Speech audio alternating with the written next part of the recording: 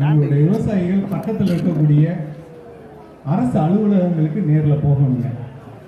நேரில் போகணுன்னா போய் ஒவ்வொரு காலகட்டத்திலையும் ஒரு தடவை போடுறது மட்டும் இல்லைங்க, அங்கே இருக்கக்கூடிய அரசு அலுவலர்களோட தொலைபேசி எண்ணை வாங்கி வச்சுக்கணும்.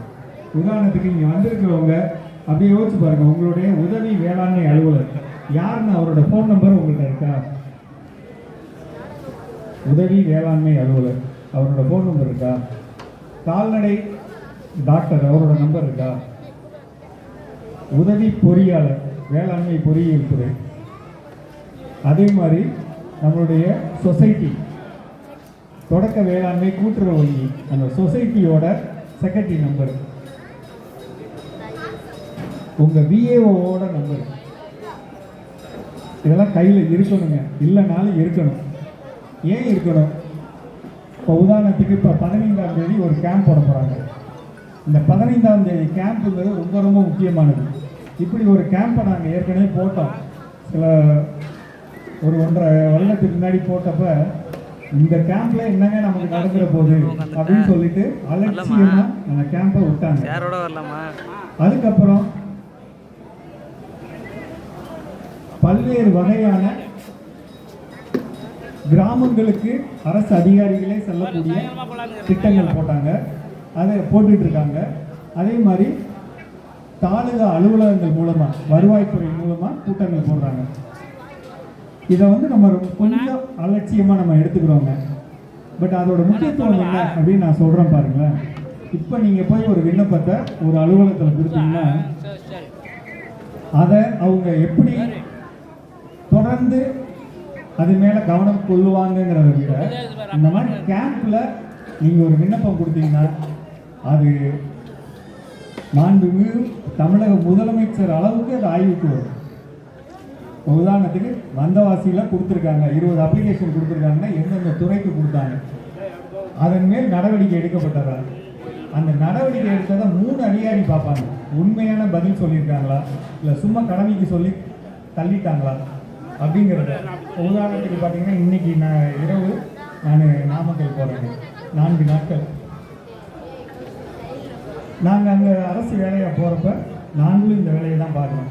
உண்மையிலே பதில் கரெக்டாக கொடுத்துருக்காங்களா அப்படிங்கிறப்ப என்ன நடக்குதுன்னா, சாதாரணமாக நீங்கள் பட்டா கேட்குறத விட இந்த மாதிரி கேட்குறப்ப இன்னும் கொஞ்சம் கூடுதலான கவனத்தோடு உங்களுக்கு கிடைக்க வாய்ப்பு இருக்குது.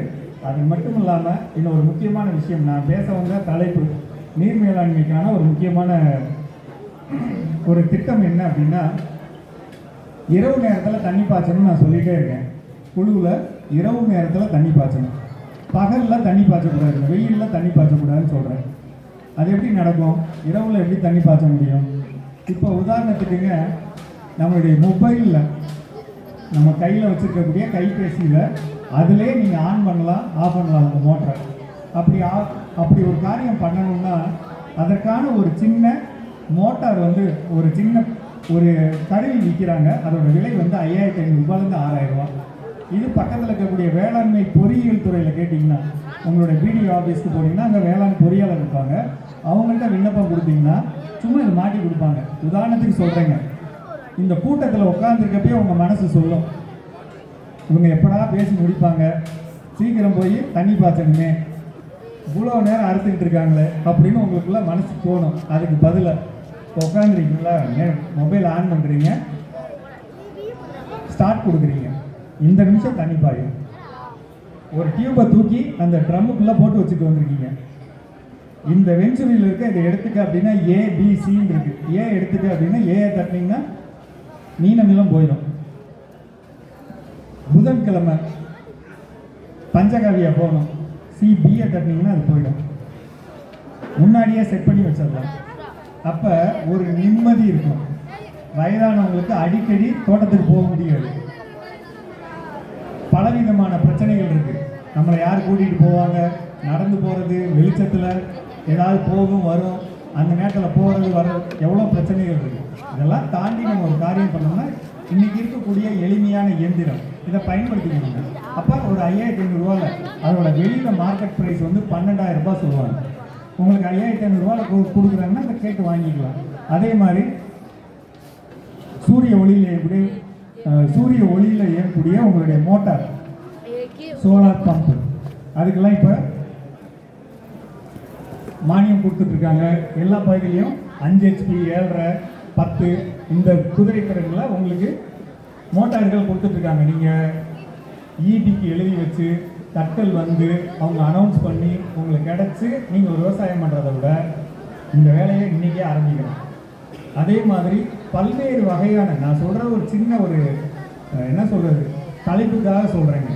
ஆனால் நீங்கள் அவங்களோட இருந்து பேசுனா, அப்படி சொல்கிறப்பே நீங்கள் என்ன நினைக்கக்கூடாது அப்படின்னா, இந்த கவர்மெண்ட் ஆஃபீஸ்க்கு போனாலே ஒரு வேலையும் நடக்காது அல்லது செய்ய மாட்டாங்க.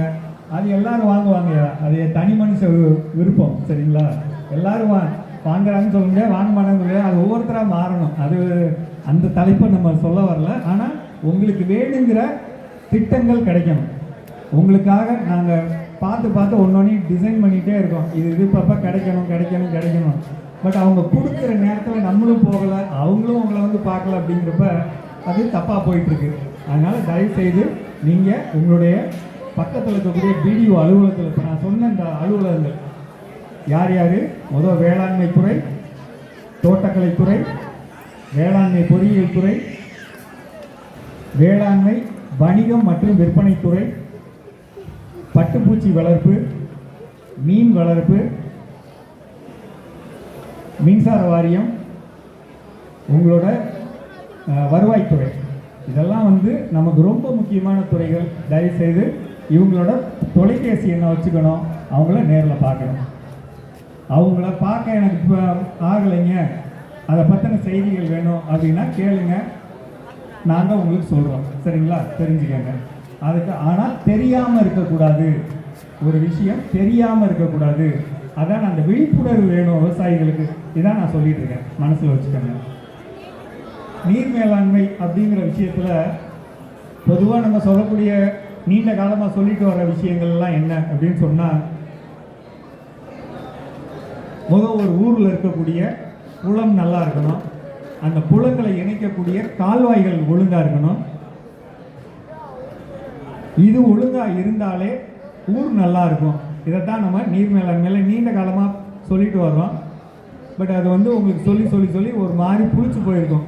அதனால் அதுக்கு அடுத்த செய்தியை நான் சொல்கிறேன், சரிங்களா? ஒரு ஊரில் உண்மையிலே கால்வாயில் யாராவது மண்ணை கொட்டி இருந்தா, கால்வாயில் தென்னை மரத்தை நம்ம வெட்டி இருக்கோம், அதோட அடி தண்டை கொண்டு போய் கொட்டி வச்சுருக்கோம், தண்ணி வர்ற வழியில் இப்படிலாம் பண்ணியிருக்காங்க அப்படின்னா இன்னொரு 4 மாதத்தில் மழை வரும்.